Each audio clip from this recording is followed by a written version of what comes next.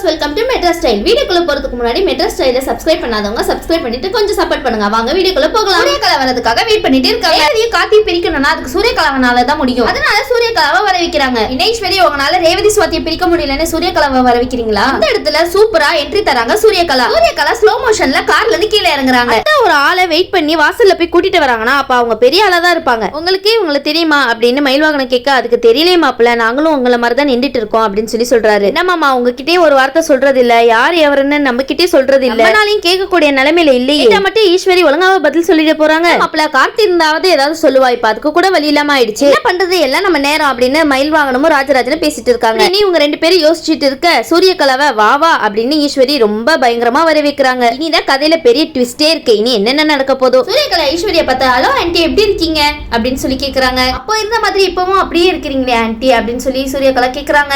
ஈஸ்வரி கால்ல விழுந்து ஆசீர்வாதமும் வாங்கிக்கிறாங்க சூரியகலா. நீதான் முக்கியமான கட்டத்துல எனக்கு உதவியா இருக்கணும்னு சொல்றாங்க ஈஸ்வரி. யாருமா அப்படின்னு சொல்லி கேட்க ஈஸ்வரி சொல்றாங்க, இவங்க தான் என் தோழியோட ஃப்ரெண்ட் அப்படின்னு சொல்லி சொல்றாங்க. சரியான பொண்ணுமா அப்படின்னு சொல்லி பேசிட்டு உட்கார்றாங்க எல்லாருமே. என்னதான் என்கிட்ட அவ்வளோ மாடலான வீடுகள் இருந்தாலும் எனக்கு உங்க வீடு ரொம்பவே பிடிச்சிருக்கு அப்படின்னு சொல்லி, வீடு ரொம்ப தாராளமாவும் இருக்கு, ரொம்ப வெளிச்சமாவும் இருக்கு அப்படின்னு சொல்லி சொல்றாங்க. அதனால கூட இந்த வீடு எனக்கு ரொம்ப பிடிச்சிருக்கலாம் அப்படின்னு சொல்லி சொல்றாங்க. ஈஸ்வரி சொல்றாங்க, நான் சூரியகலா கிட்ட கொஞ்சம் தனியா பேசணும், நீங்களா போங்க அப்படின்னு சொல்லி சொல்றாங்க. அப்பவே அந்த குடும்பத்துல உள்ள எல்லாருக்குமே புரிஞ்சிருச்சு, ஈஸ்வரி ஏதோ திட்டம் தான் தீட்டுறாங்க போல அப்படின்னு சொல்லிட்டு புரிஞ்சிருச்சு எல்லாருக்குமே. இந்த பிரச்சனையை வேற லெவலுக்கு கொண்டு போறாங்கன்னு நினைக்கிறேன் அப்படின்னு சொல்லி சொல்றாங்க. ஈஸ்வரி சூரியகலா கிட்ட கார்த்தி போட்டோவை காமிக்கிறாங்க. ஈஸ்வரி சொல்றாங்க, இவரை நீ சந்திக்கணும், இவரை உனக்கு பிடிச்சிருக்கா அப்படின்னு சொல்லி கேட்க, அதுக்கு சூரியகலா பிடிச்சிருக்கே அப்படின்னு சொல்லி கேஷுவலா சொல்றாங்க. ஐயோ சூரியகலாவை இதுக்கு தான் இறக்கி இருக்காங்களா, பாக்குறதுக்கு மட்டும் பிடிச்சிருந்தா பத்தாது, இவங்க எப்படி எல்லாம் நடந்துப்பாங்கன்னு எனக்கு தெரிய வேணாமா அப்படின்னு கேட்க, அதுக்கு ஈஸ்வரி சொல்றாங்க, ரொம்பவே நல்லவர் அப்படின்னு சொல்லி சொல்றாங்க. ஈஸ்வரி சூரியகலா கிட்ட சொல்றாங்க, இவர் என் ஹஸ்பண்டோட தங்கச்சி பையன் தான் அப்படின்னு சொல்லி சொல்றாங்க. அப்போ அது ரொம்ப நல்லதா போச்சே அப்படின்னு சூரியகலா சொல்ல, சூரியகலா சொல்றாங்க, உங்க வீட்டுக்கு முறை பையனா இருக்கணுமே அப்படின்னு சொல்லி சொல்றாங்க. ஈஸ்வரி சொல்றாங்க, என் குடும்பத்துக்கும் அவங்க குடும்பத்துக்கும் கொஞ்சம் ஆகாது அப்படின்னு சொல்லி சொல்றாங்க. சரி நீதான் எனக்கு உதவி செய்யணும் சூரியகலா அப்படின்னு சொல்லி அவங்க கையை பிடிச்சிக்கிறாங்க. நீ மட்டும் எனக்கு இந்த உதவி செய்யலன்னா என் மனசு ரொம்பவே கஷ்டப்படும், ஏன்னா இது உன்னால மட்டும்தான் முடியும் அப்படின்னு சொல்லி ஈஸ்வரி ரொம்பவே கேக்குறாங்க. அதனாலதான் என் கஷ்ட நஷ்டம் எல்லாமே மாற போகுது, இந்த உதவி நீ எனக்கு செஞ்சே ஆகணும் அப்படின்னு சொல்லி சொல்றாங்க நம்ம ஈஸ்வரி. அதுக்கு சூரியகலா சொல்றாங்க,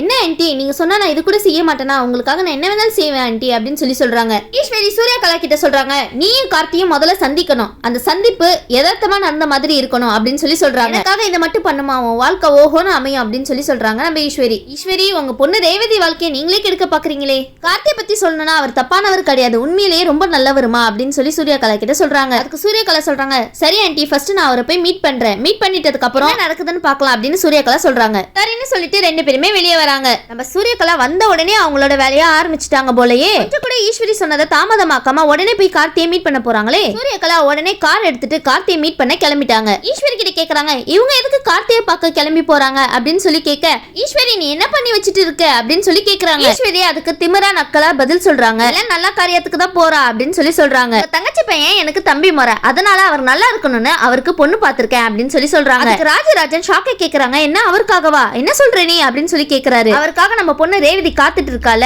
அதுக்காக தான் நான் இப்படி பண்ணேன் அப்படின்னு சொல்லி சொல்றாங்க. அதுக்கு ராஜராஜன் கேக்குறாங்க, ஏன் ரேவதி நீ வந்து கார்த்தியை தப்பா நினைக்கிறியா? ராஜராஜன் கேட்க, அதுக்கு ஈஸ்வரி சொல்றாங்க, இல்ல நான் அப்படி சொல்லல, எனக்கு கார்த்தி நல்லவர்னு தெரியும், ஆனா அவர் இந்த வீட்டுக்கு செட் ஆக மாட்டாரு, அவர் ரெண்டு குடும்பம் சொல்லிட்டு அவர் சேர்த்து வைக்க பாப்பாரு, அதெல்லாம் இங்க செட் ஆகாது, அதெல்லாம் என்னைக்குமே நடக்கவே நடக்காது அப்படின்னு சொல்லி ஈஸ்வரி சொல்றாங்க. ஏன் ஈஸ்வரி குடும்பத்தை ஒன்னா சேர்த்து வைக்கிறேன்னு சொன்னது குத்தமா? நிறைய தடவை நான் வாய்ப்பு கொடுத்து பார்த்துட்டேன், ஆனா கார்த்தி கேட்கவே இல்லை, அதனாலதான் இந்த விஷயம் எல்லாம் சரிப்பட்டு வராது அப்படின்னு சொல்லிட்டு சூரியகலாவை வர வச்சேன் அப்படின்னு சொல்லி சொல்றாங்க நம்ம ஈஸ்வரி. அது சரி ஈஸ்வரி, அதுக்காக வந்து கையோடவா சூரியகலா வேலையை ஆரம்பிச்சிருவாங்க? பாருங்க சும்மா இதை பத்தி கேட்டுட்டே இருக்காதீங்க, கார்த்தி இந்த வீட்டுக்கு செட் ஆக மாட்டாருன்னா செட் ஆக மாட்டாரு, அவ்வளவுதான், இந்த விஷயத்துல என்னை யாருனாலையும் மாத்த முடியாது, அதனாலதான் சூரியகலாவை வர வச்சிருக்கேன், அவ கார்த்தியை இதுக்காக தான் மீட் பண்ணி பேச போயிருக்கா, இனி அவ எல்லா விஷயத்தையுமே பாத்துப்பா அப்படின்னு சொல்லிட்டு ஈஸ்வரி சொல்லிட்டு போயிடுறாங்க. ஈஸ்வரி போறதுக்கு முன்னாடி ராஜராஜன் கிட்ட சொல்றாங்க, நீங்க யார்கிட்ட மோதுறீங்கன்னு தெரியாம மோதிட்டு இருக்கீங்க அப்படின்னு சொல்லிட்டு ஒரு டைலாக் போட்டுட்டு போறாங்க. ராஜராஜன் சொல்றாங்க, சகல நீ எத்தனை பொண்ணை இறக்குனாலும் ரேவதி கிட்ட அவர் மனசா பறி கொடுத்துட்டாரு, அதனால கார்த்தி இந்த விஷயத்த சம்மதிக்கவே மாட்டாரு, உனக்கு தெரியாத என்ன ஈஸ்வரி அப்படின்னு சொல்லி கேக்குறாரு. ஈஸ்வரி சிரிச்சுக்கிட்டே அதையும் பாக்கலாமே அப்படின்னு சொல்லி சொல்றாங்க. அப்படின்னு ரெண்டு பேருக்குள்ளயுமே பேச்சுவார்த்தை போயிட்டு இருக்கு. கார்த்தி உண்மையாவே மனசு மாறிடுவாரா அப்படி உங்களுக்கு தோணுதா? கண்டிப்பா இல்ல, சரி பொறுத்திருந்து பாப்போம் என்ன நடக்குதுன்னு. ஈஸ்வரி சொல்றாங்க சூரியகலா எவ்வளவு புத்திசாலி தெரியுமா, கார்த்தி மாதிரியே இவ்வளவு ஒரு பிசினஸ் மேன் தான், கார்த்திக்கு ஈடானவ கூட, இவங்க 2 பேர்த்துக்குமே ஜோடி பொறுத்து சூப்பரா இருக்கும், அந்த அளவுக்கு நாலேஜ் உள்ளவ கூட அப்படின்னு சொல்லி ஈஸ்வரி ராஜராஜன் கிட்ட சொல்ல அதுக்கு ராஜராஜன் சொல்றாரு ஏன் ஈஸ்வரி அப்ப நம்ம பொண்ணுக்கு நாலேஜ் இல்லைன்னு சொல்றியா அப்படின்னு சொல்லி கேட்க, கார்த்தி சொந்தத்தை சம்பாதிக்க விரும்புறாரு, ஆனா நீ காசு பணத்தை மட்டும்தான் சம்பாதிக்க விரும்புற, வேற எதுக்குலாம் நீ முக்கியத்துவம் கொடுக்குற, அப்படிப்பட்ட நல்ல மனுஷனை நீ கஷ்டப்படுத்துறியா அப்படின்னு ராஜராஜன் கேக்குறாரு. அப்படி நல்லா கேளுங்க ராஜராஜன். அதுக்கு ஈஸ்வரி ராஜராஜன் கிட்ட அதெல்லாம் எனக்கு தெரியும், நீங்க சும்மா இருங்க அப்படின்னு டக்குன்னு சொல்லிட்டு போயிடுறாங்க. ஈஸ்வரினால அங்க என்ன நடக்குதுன்னு தெரியாம இருக்க முடியாது, அதனால அவங்களும் உடனே பின்னாடியே கிளம்பி போயிடுறாங்க. கிளம்பி போய் ஒளிஞ்சு நின்று பாத்துட்டு இருக்காங்க என்ன நடக்குது ஏது நடக்குது. ரேவதி கூட அந்த இடத்துலதான் கார்த்தி பார்த்து நின்றுட்டு இருக்காங்க. சூரியகலா அங்க இருந்து வராங்க. நான் கார்த்தியை பார்த்து பேசணும், அவர் எங்க இருக்காரு அப்படின்னு சொல்லி கேட்க, இவரை பத்தி சொல்லிருக்காங்கன்னா அப்ப அவர் பெரிய ஆளா தான் இருப்பாரு அப்படின்னு சொல்லிட்டு கார்த்தியை பத்தி இவங்களும் 4-5 விஷயம் எல்லாம் தெரிஞ்சுக்கிறாங்க அப்படின்னு நினைச்சிட்டு இருக்கும் போது அப்ப ஒருத்தர் கால் தடுக்கி கீழே விழுந்துடுறாங்க. நம்ம கார்த்தி டக்குன்னு போய் பிடிச்சிடுறாங்க. கார்த்தி கேக்குறாங்க தாத்தா பாட்டி என்னாச்சு உங்களுக்கு அப்படின்னு சொல்லி கேட்க, அதுக்கு அவங்க 2 பேருமே இல்லையா காலையில சாப்பிடாம வந்துட்டோம் அதனாலதான் அப்படின்னு சொல்லி சொல்றாங்க. கார்த்தி டக்குன்னு அவங்களுக்கு எங்கேயோ இருந்து சாப்பாடு வாங்கி கொடுக்குறாரு. அதுக்கு முன்னாடிதான் இந்த பெரியவங்க சூரியகலாவை தாண்டி வந்துட்டு இருந்தாங்க, ஆனா அவங்க எதுவுமே கண்டுக்கல. ஆனா நம்ம கார்த்தி பாத்தீங்களா முன்ன பின்ன தெரியாதவங்களுக்கு எங்கேயோ இருந்து சாப்பாடு வாங்கி கொடுத்து எப்படி ஹெல்ப் பண்றாருன்னு. இவர் நல்ல மனசு யாருக்குங்க வரும். சூரியகலா நினைக்கிறாங்க முன்ன பின்ன தெரியாத இவங்களையே இப்படி நல்லா பாத்துக்கிறாங்கன்னா அப்ப இவர் எனக்கு ஹஸ்பண்டா வந்தா என்னை எவ்வளவு நல்லா பாத்துப்பாங்க அப்படின்னு சொல்லி நினைச்சிட்டு இருக்காங்க. ஆமா பாத்துப்பாங்க சூரியகலா பாத்துப்பாங்க, ஆனா உங்களே இல்ல ரேவதிய.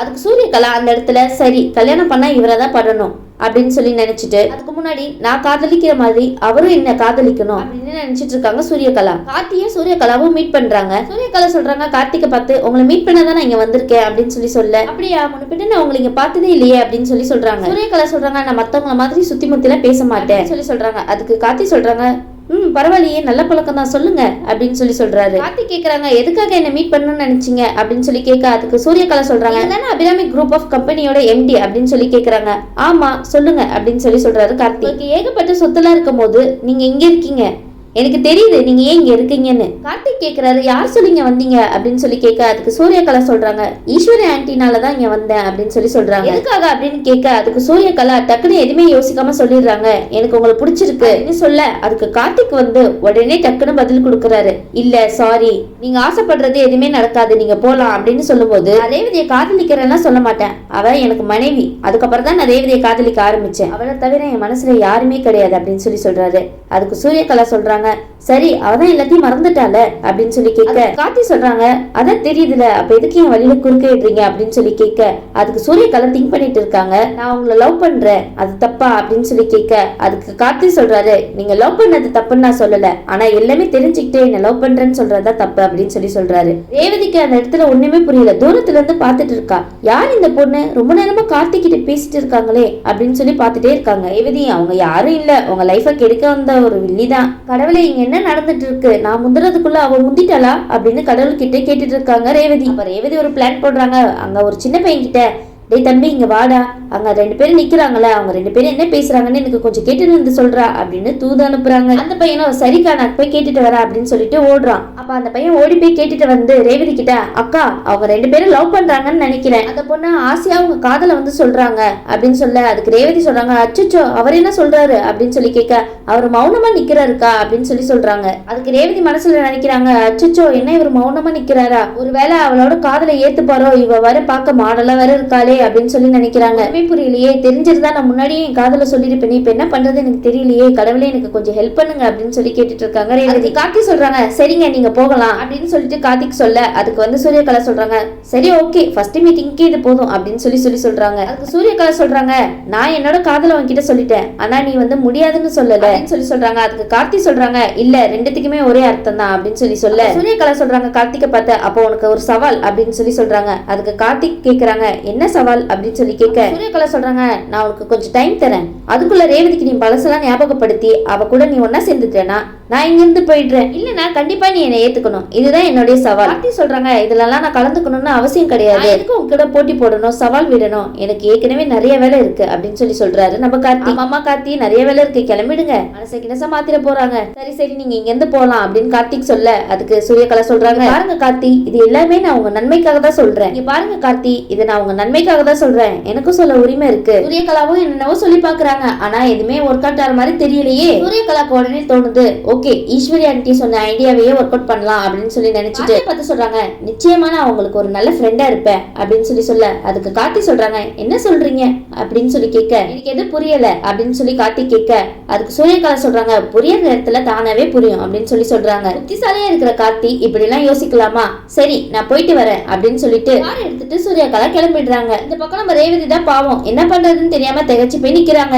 வெயிட் பண்ணி பார்ப்போம், எபிசோட் ரொம்பவே பரபரப்பா போச்சுன்னு சொல்லலாம். நினைக்கிறாங்க இப்படியே போயிட்டு இருந்துச்சுன்னா எனக்கு முன்னாடி இவ கார்த்தியை கல்யாணம் பண்ணிட்டு போயிடுவாளோ அப்படின்னு சொல்லி நினைச்சிட்டு இருக்க, போய் என்னால கார்த்திக் கிட்ட லவ்வையும் சொல்ல முடியாது, அவர் என்ன நினைப்பாரு, வரிசையா நின்று லவ் சொல்லிட்டு இருக்கீங்களா அப்படின்னு நினைச்சா என்ன பண்றது, ஒண்ணு மாதிரி என்னையும் தப்பா நினைச்சிட்டா என்ன பண்றது, அதுக்கு கடவுளே எனக்கும் ஏதாவது ஒரு வழியை காமி கடவுளே அப்படின்னு சொல்லி நம்ம ரேவதி கேட்டுட்டு இருக்காங்க. ரேவதி கவலையோட வெயிட் பண்ணிட்டு இருக்காங்க. பாப்போம் அடுத்து என்ன நடக்க போகுதுன்னு. இந்த வீடியோ உங்களுக்கு பிடிச்சிருந்துச்சுன்னா லைக் பண்ணுங்க, ஷேர் பண்ணுங்க, மறக்காம மெட்ராஸ் ஸ்டைல சப்ஸ்கிரைப் பண்ணிடுங்க. தேங்க்யூ.